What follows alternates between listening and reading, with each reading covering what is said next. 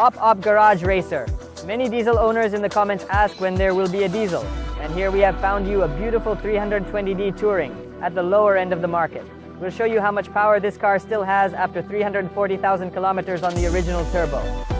Then we'll do some stages, get it to stage 3, and start beating stock 328s. If you're into this kind of action, grab some popcorn and let's go.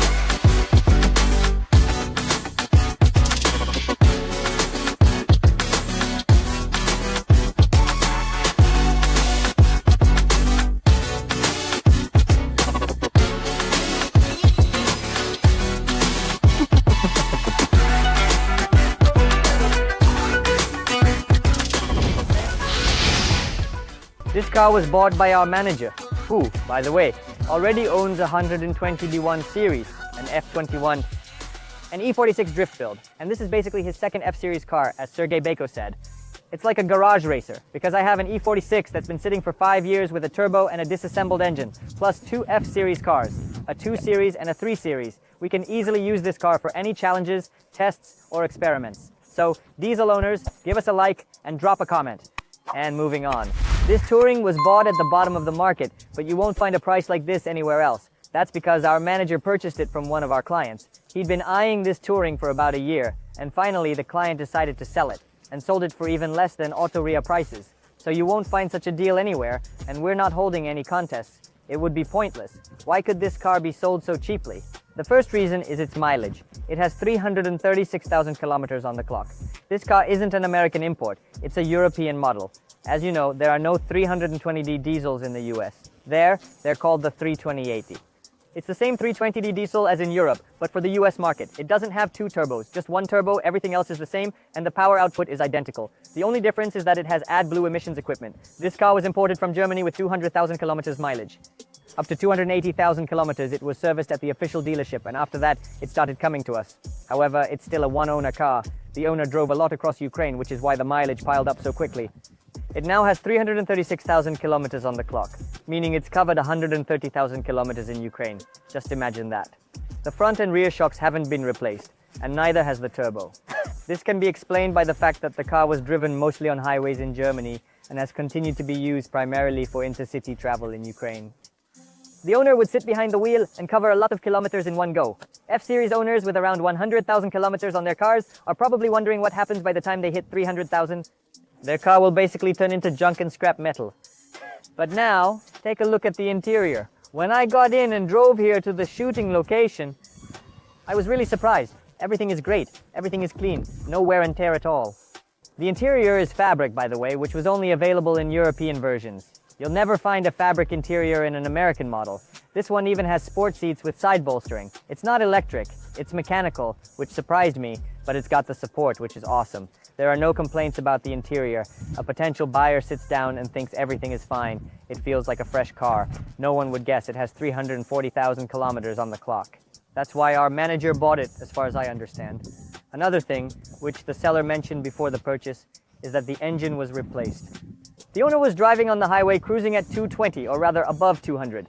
He ran low on oil, didn't keep track of it, and the engine started knocking. He had been driving above 200 for a long time, and eventually the engine started knocking. It's likely that due to increased oil consumption at higher revs, oil starvation occurred, and at some point, a bearing turned and started knocking.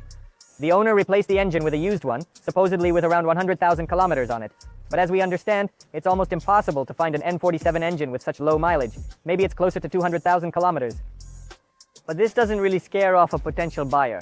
And the last thing about the bodywork, overall, the car isn't wrecked or repainted, but at the back, you can clearly see some scuffing on the fender, which will need to be repainted to make the car perfect. But this didn't bother our manager. And with that, all the issues are covered. Now let's move on to the perks our manager got for a great price. And the first perk is immediately noticeable when we take the key in our hands. It's already upgraded, just like on the F15 X5, with a sail-like design. Look, the car has arrived, without the M-Pack at 200,000. Now we'll insert the photo. Of course, the Touring in this configuration doesn't look that impressive, but there's no money for more. However, the owner didn't let the car stay dull and added the full M package. He even added a front lip, which makes the car look much cooler. He also added additional blade-like trims along the side skirts in black. Check it out. Even I, not a Touring fan, find myself glancing at this one and thinking about our own car on stage 3. Maybe we should add an M bumper with a lip to change its look. Also, the owner didn't hesitate and got rid of the dull steering wheel. He replaced it with a new original one from Germany. An M steering wheel. It doesn't have paddles, but it's a bolt-on upgrade. This is a new one, installed 2 years ago. Check it out. Sergei Beko isn't letting up on her heating concerns and clarified it. Yes, the steering wheel doesn't have heating, and in the winter, it might be a bit uncomfortable. This touring wouldn't look as cool if the M package hadn't been paired with the wheels. The owner didn't hesitate and installed 19-inch replica wheels. Check them out, they look great. These were all the added perks, and they would easily cost around $3,000.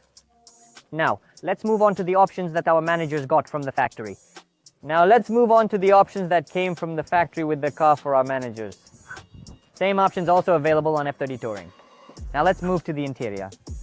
And immediately we're greeted by sport seats. However, they're fabric and mechanical, but with heating.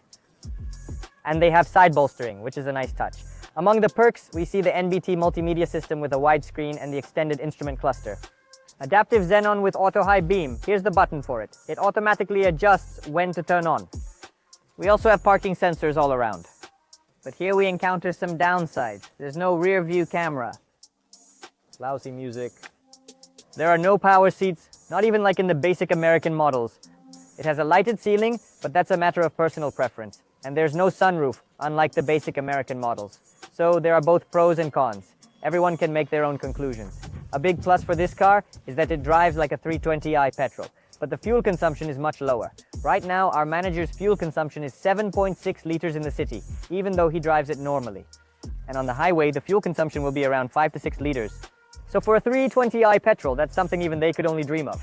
Just to remind you, this is the 320. It comes stock with 184 horsepower. Exactly the same horsepower as the 320i petrol with the N20 engine. By the way, owners of such cars, we invite you for a showdown. While this car is still stock, it will be interesting to see which one is faster. This car is rear-wheel drive, by the way.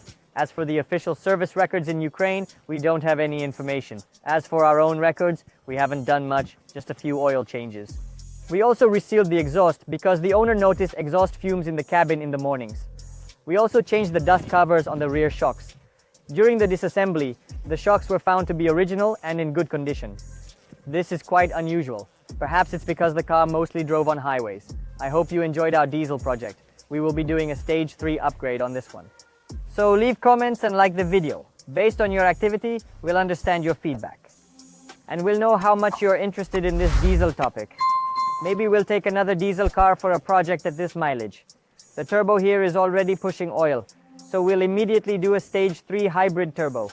So owners of 328s, whether stock or stage tuned, get ready to bow down for the race.